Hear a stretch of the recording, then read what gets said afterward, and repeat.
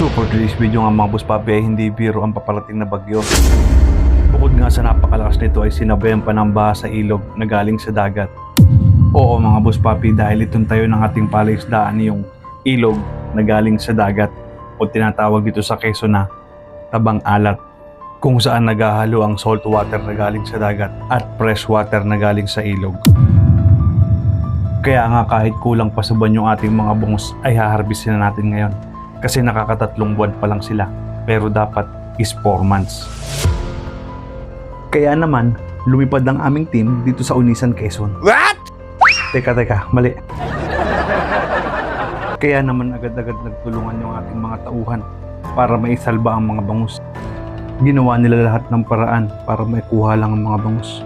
Pero hindi talaga kinaya. Dahil kahit gustuhin man naming i-drain yung palaisdaan is hindi kaya. Dahil napakalaki ng tubig sa labas ng palaisdaan. Kaya naman wala kaming ibang magagawa kundi maghintay sa kung ano man ang pwedeng mangyari. Guwan is now exactly what we warned about yesterday.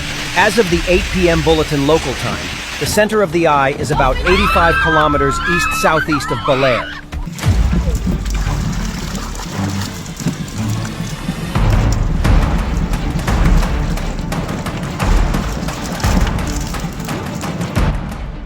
At pagsapit nga ng gabi ay nangyari na ang aming kinakatakutan. Dahil bumigay na nga ang pilapil sa ating palaisdaan. Ang pilapil is yung nagiging parang border o divider sa ilog at ng palaisdaan. Kapag nabutas nga ito is pwedeng makalabas yung ating mga isda papunta sa ilog at mawala na lang ng parang bula ang ating pinaghirapan. Sa mga oras na ito, hindi namin alintana ang pagod at puyat dahil ang nasa isip na lang namin ay isalba ang mga bangus na pwede pang isalba. At habang nagsisigpaw nga ako dito sa gilid, is inaayos naman ng kapatid ko yung mga nahuhuli ko. At yung mga tauhan naman natin ay nasa gitna ng palaisdaan para maglambat ng mga isda. Ang pagtutulungan nga sa oras na ito ay napakahalaga. Kaya naman thankful ako sa mga kasamahan natin dito na hindi tayo iniwan.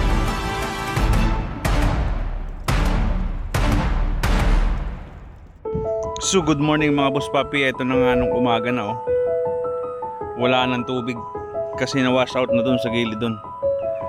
So buti na nakakuha na tayo ng mga isda. Hey, ito yung sa video ko nung gabi, ito yun. Diyan ako kumukuha ng isda. Ito yun, napakalalim niya. So ito yung na-wash out mga boss papi, napakalaki. Meron pa? Marami pa? Ayan, marami pa. Boss, ano masasabi mo? Lugi na naman tayo. Ayan o. Pasok yung kahoy, yung tanggal.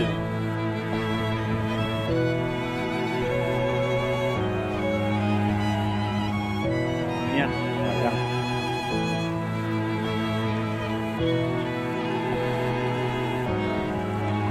Pagdating nga sa mga ganitong sitwasyon mga boss papi is talagang nakakalungkot.